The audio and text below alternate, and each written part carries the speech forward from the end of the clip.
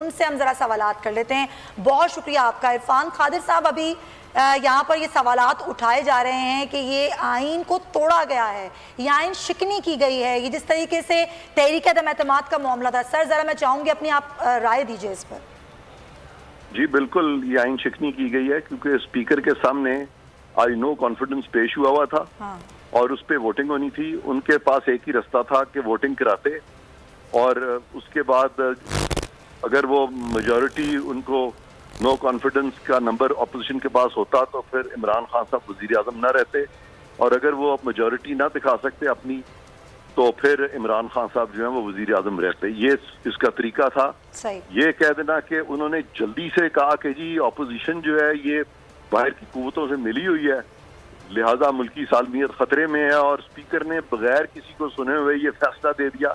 इस तरह के जो अहकामात हैं उनको कानून की इस्तिलाह में वॉइड ऑर्डर्स कहा जाता है, जहाँ पे कि आप दोनों फरीकों को सुने भी ना और कह दें कि जी मुल्की सलामती। तो मुल्की सलामती जो है वो कि अमेरिका का किसी वो सफीर की जो भी कहानी है, तो ये इन्होंने खुद बखुद ही ये मफरूजा बना लिया, और मफरूजा जो है ये एक किस्म की फिक्शन होती है। तो फिक्शन पे बेस्ड स्पीकर ने अपना फैसला जल्दी से सादर कर दिया, और फिर खान साहब ने जल्दी से असेंबलियां तोड़ दी, और सदर साहब ने उनके एडवाइस पे असेंबलियां भी तोड़ दी। और जो अपोजिशन चाहती थी कि खान साहब ना रहे, वो कि खान साहब तो चले गए, वो असेंबलियां टूट गई। अब खान साहब भी अब तो वजीर आजम नहीं है, अनलेस के सदर पाकिस्तान उनको अब कहें कि आप वजीर आजम रहे, और सदर पाकिस्तान उनको अब कैसे कह सकते हैं। तो ये तो एक कॉन्स्टिट्यूशनल, मैं समझता हूँ कि एक कॉन्स्टिट्यूशनल वो क्या स्टॉर्म जो है वो पाकिस्तान में आ चुका हुआ है, और वो उससे अब मुल्क को कौन निकालेगा, ये अदालत निकालेगी। अदालत का तो ये काम ही नहीं है ये, और ये कैसे निकलेंगे, इस पे कुछ अदालतों के फैसले भी हैं जिसमें कहा गया कि इस तरह की सूरत हाल पे जो मुनज़्ज़म कुव्वतें हैं उनको आगे आना चाहिए, और मुल्क की भागदौड़ जो है इरफान साहब अभी अपोजिशन जो है वो सुप्रीम कोर्ट जा रही है। तो अपोजिशन सुप्रीम कोर्ट जब जा रही है, इधर सदर ने असम्बलियां तहलील कर दी है कौमी असम्बली को, तो फिर अब ये क्या मामला होगा? अगर अपोजिशन के हक में फैसला आता है तो फिर असम्बलियां भी बहाल हो जाएंगी, ये क्या मामला होगा? उस रूलिंग से लेकर सदर के जो अहकामात हैं तब तक क्या मामला? सुप्रीम कोर्ट को तो इस चीज का कोई इस किस्म का इख्तियार आइन में दिया ही नहीं हुआ। अच्छा। और दूसरी बात यह है कि अपोजिशन अगर जा रही है सुप्रीम कोर्ट पे, तो वफाक पाकिस्तान को तो रिप्रेजेंट कौन करेगा? क्योंकि हुकूमत ही गैर आईनी है, गैर कानूनी है इस वक्त, और सदर का इक़दाम भी गैर कानूनी है। तो वफाक पाकिस्तान की रिप्रेजेंटेशन वहाँ कौन करेगा? वो क्या प्रोसीडिंग्स होंगी? वो तो हो ही नहीं सकती वहाँ पे। और फिर इरफान खादिर साहब लगारी साहब आपसे सवाल करना चाह रहे हैं। जी लगारी इरफान साहब, मैं ये गुजारिश कर रहा हूँ कि मेरा ये पॉइंट है कि today the constitution of the Pakistan have been abrogated, subverted and suspended and put in अबाइंस, और ये कर दिया गया है। और मौजूदा हुक्मरान जो भी इस वक्त बैठा है वो यूजिप पर है, उसने जो है गस्ब किया हुआ है, और इक़्तिदार जो आइन की इस्तिलाह में कहा जाएगा कि वो वज़ीर आज़म नहीं है बल्कि गासिब हैं। तो आप इस बात के बारे में बात करें कि क्या याद दुरुस्त है? आप बिल्कुल सही कह रहे हैं कि हमारे पास, यानी अगर हम देखें तो कॉन्स्टिट्यूशन जो है वो एक है तो सही 1973 का, लेकिन कॉन्स्टिट्यूशन जो है वो बजाते खुद कुछ नहीं है जब तक कि हुकूमत भी आईनी हो।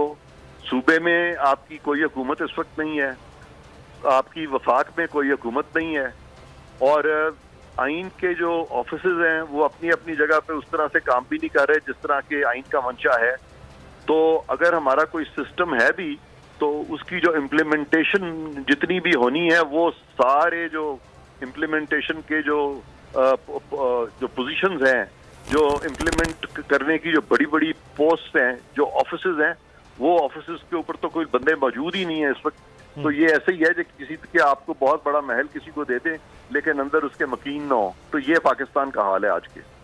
तो इरफान खादिर साहब, इसका मतलब ये है कि अपोजिशन अगर सुप्रीम कोर्ट जाती भी है तो जो आज पार्लियामान में हो चुका है तो उसमें अपोजिशन के लिए कुछ भी नहीं मिलेगा। देखें, मुझे नहीं पता कि वो क्यों जा रहे हैं सुप्रीम कोर्ट, क्योंकि यहाँ तक हमें पहुंचाया भी तो सुप्रीम कोर्ट ने कि ये 63A का मामला जो था इतना स्ट्रेट था कि वहां पे सिर्फ सदर ने एक रेफरेंस भेजा था کہ جی یہ جو ڈی سیٹ ہوتے ہیں لوگ ان سیٹ ہوتے ہیں اگر ڈیفیکٹ کرتے ہیں تو اس میں یہ ذکر یہ بھی تھا کہ اس کی ڈیوریشن وغیرہ یہ وہ اور اس میں کیا کیا اور ڈسکوالیفیکیشن ڈیٹیکٹ ہو سکتی ہیں. تو آئین میں تو کلیئر ہے کہ خالی ان سیٹ ہوں گے, اس سے لمبی بات تو تھی نہیں. لیکن جج صاحبان تو وہاں اس طرح کے سوال کر رہے تھے کہ یہ ڈسکوالیفیکیشن کتنی ہوگی, یہ تعمر ہوگی, یہ نہیں ہوگی. 3-4 دن تو اسی چیز میں جو ہے وہ لگ گئے اور پھر اسی چیز سے حکومت کو تقویت ہوئی. انہوں نے کہا اگر ہم اتنی آسانی سے کانسٹیٹیوشن کو ڈیلے کر سکتے ہیں تو پھر ہم کانسٹیٹیوشن کو نہ وائلیٹ کر کے گنجل ڈال کے تو فیصل عزیز صاحب بھی سوال کرنا چاہ رہے ہیں. قادر صاحب آپ بھی کی ہے, اس کے تحت اب اگلے سٹیپس کیا ہوں گے؟ اب اگر حکومت نہیں ہے, سپریم کورٹ میں نہیں جا سکتی اپوزیشن, اور وہاں پہ سپریم کورٹ کا تو ویسے بھی آپ نے حوالہ دے ہی دیا جو صورتحال ہے, اب آئینی طور پر آپ کے سامنے کیا ہے؟ صدر مملکت اب اگلے سٹیپس کیا لیں گے؟ اب پاکستان میں آئندہ کیا ہونے جا رہا ہے؟ عمران خان صاحب کو ہی وہ بنا سکتے ہیں وزیر اعظم, یا کسی اور شخص کو بنائیں گے؟ اب تحلیل ہو گئی قومی اسمبلی, اب ہم کس سمت ہیں؟ پاکستان اب اگلے سٹیپس کیا آئینی قانونی طور پر دیکھ رہا ہے؟ دیکھیں, آئین کے تحت جو چیف ایگزیکٹو ہوتے ہیں ملک کے وہ پرائم منسٹر ہوتے ہیں, اور پارلیمنٹ کو اسپیکر اور چیئرمین سینٹ ہیڈ کرتے ہیں. ان سب کا کانڈکٹ آپ کے سامنے ہے کہ انہوں نے کیا کیا ہے. اس سے اوپر تو کوئی آفیسز ہے ہی نہیں. یہ کہنا کہ اگر پرائم منسٹر اپنا کام صحیح نہ کریں یا اسپیکر صحیح نہ کرے تو چیف جسٹس دیکھیں گے, اور اگر چیف جسٹس صحیح نہ کریں تو پھر اسپیکر دیکھیں گے. تو وہ اس طرح کا تو چیک اینڈ بیلنس ہمارے کانسٹیٹیوشن میں ہے ہی نہیں. تو فی الحال تو اب ہم کس طرف جا رہے ہیں؟ مطلب اس وقت ہم کہاں کھڑے ہیں؟ اور ابھی ایک بات کر دی, لغاری صاحب نے بولا کہ جو آئین اور لغاری صاحب جو کہہ رہے ہیں, نہیں, لغاری صاحب نے ایک اور بات کی. لغاری صاحب نے کہا آئین اور قانون کا جو تحفظ کرنے والے ادارے ہیں ان کو حرکت میں آنا چاہیے. ہاں, یہ وہ لغاری صاحب نے تو کہا ہے, لیکن لغاری صاحب سے زیادہ یہ پاکستان کی عدالتوں نے یہ کہا ہے.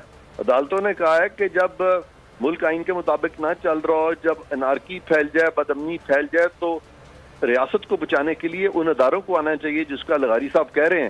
لیکن پھر جب وہ ادارے آتے ہیں تو پھر یہی عدالتیں کہتی ہیں کہ ان اداروں کے جو سربراہان ہیں ان کو ڈی چوک پہ لٹکا دیا جائے اور ان کی لاشیں بھی گھسیٹی جائیں.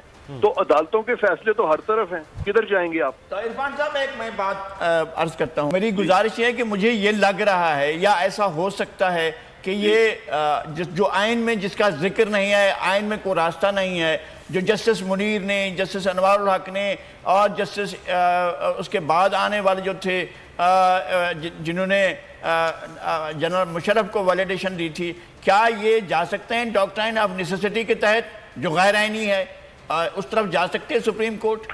دیکھیں, ہمیشہ سے ڈاکٹرائن آف نیسیسٹی جو ہے نا, وہ اس کو اسلام بھی مانتا ہے, اس کو رومن لا بھی مانتا ہے. اسلام میں ایک کانسیپٹ ہے استحسان کا, جس کو کہ امام ابو حنیفہ نے کوائن کیا تھا, اور انہوں نے کہا تھا کہ جب ضرورت اس طرح اس حد تک پہنچ جائے تو وہاں پہ جو when necessity arises تو ایون مذہب جو ہے وہ بھی آسانی پیدا کرتا ہے.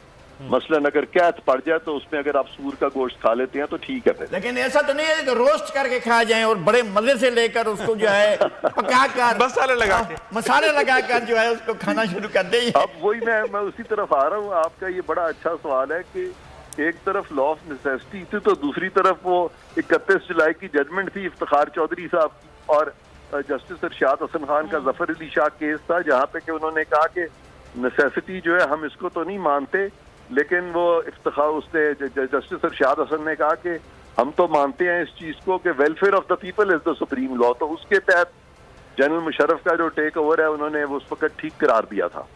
تو وہ فیصلے ہمارے پاس ابھی بھی موجود ہیں, لیکن 31 جولائی میں انہوں نے کہا کہ مارشل لا یا کوئی ایکسٹرا کانسٹیٹیوشنل چیز فوج کر ہی نہیں سکتی. افتخار چودھری صاحب نے کہا, انہوں نے اس لیے کہا تھا کہ جب ججز کی نوکریاں جو تھیں وہ بچ رہی تھی تو انہوں نے پی سی یو کو اٹھا لیے تھے. ظفر علی شاہ کے اس میں افتخار چودھری صاحب اس میں موجود تھے, اور انہی افتخار چودھری صاحب نے کہا تھا کہ جنرل مشرف نے ٹھیک کیا ہے. لیکن جب افتخار چودھری صاحب کی اپنی نوکری جا رہی تھی, ان کو اوتھ نہیں دلایا گیا, تو انہوں نے کہا کہ نہیں, پی سی یو کو ہاتھ آپ نہیں اٹھائیں گے. اس وقت انہوں نے rules of the game totally اپنے فیصلے سے برعکس فیصلہ دے دیا تھا. تو جج صاحبان کی طرف اگر آپ بار بار جائیں گے تو وہاں پہ میں سمجھتا ہوں کہ یہ کوئی سلوشن تو نہیں ہے نا. ہاں, یہ ٹھیک ہے کہ جن ملکوں میں وہاں پہ جو خدا کو نہیں مانتے انہوں نے بت بنائے ہوئے، بت تراشے ہوئے اور ان بتوں سے مانگتے ہیں، اس سے وہ ڈسپلنڈ رہتے ہیں۔ اچھا عرفان قادری صاحب، اگر سپریم کورٹ کا اگر ہم بت بنانا چاہتے ہیں اس طرح کا تو وہ ہماری مرضی ہے، پھر بنا لیں۔ اچھا سوال بار بار یہی ہے کہ اب جہاں ہم کھڑے ہوئے ہیں، جو ہو گیا ہے آج قومی اسمبلی میں، جو صدر مملکت نے کر دیا ہے، اسمبلیاں تحلیل کر دی ہیں، اب پاکستان کیسے آگے بڑھے گا؟ آپ آئینی طور پر کیا دیکھ رہے ہیں؟ پاکستان کیسے آگے بڑھے گا؟ وزیر اعظم پاکستان اب اگلے 3 4 5 اسٹیپ بتائیں قوم کو، کیا ہونے والے ہیں؟ پاکستان اب بالکل اس طرح سے آگے نہیں بڑھے گا کیونکہ صدر پاکستان اسمبلیوں کو تحلیل کر ہی نہیں سکتے تھے۔ اس کے بعد اگر election caretaker set up آتا ہے تو وہ بھی غیر آئینی ہوگا، اور اس پہ اگر الیکشنز ہوتے ہیں تو وہ بھی غیر آئینی ہوں گے، تو ہم تو بہت پیچھے چلے گئے۔ سر ایک چیز میں پوچھنا چاہ رہی ہوں، اس سارے آئینی بحران سے نمٹنے کے لیے یا بچنے کے لیے کیا سپریم کورٹ جو ہے خود نوٹس لے سکتی ہے اس سارے معاملے کا؟